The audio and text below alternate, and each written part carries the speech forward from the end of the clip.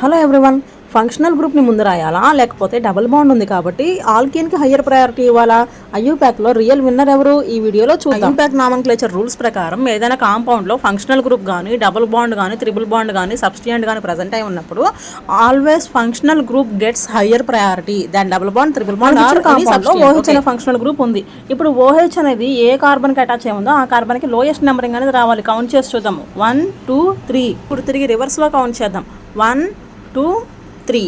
OH attach అయి ఉన్న కార్బన్కి lowest numbering ఏ విధంగా వచ్చింది? రైట్ నుంచి లెఫ్ట్ కౌంట్ చేస్తే వచ్చింది. ఇప్పుడు నేమింగ్ ఎలా ఇవ్వాలో చూద్దాం. పేరెంట్ నేమ్ ఏమొస్తుంది? 1 2 3. 3 కార్బన్స్ ఉన్నాయి కాబట్టి ప్రోప్ అనే పేరెంట్ నేమ్ వస్తుంది.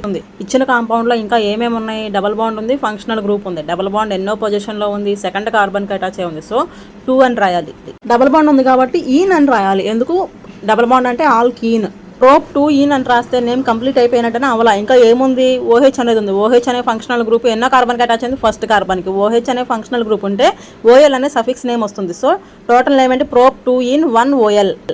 ఐయూప్యాక్లో డెమోక్రసీ లేదు, ప్రయారిటీ సిస్టమ్ మాత్రమే. ఈ విషయం తెలిస్తే మీరే ఐయూప్యాక్ హీరో.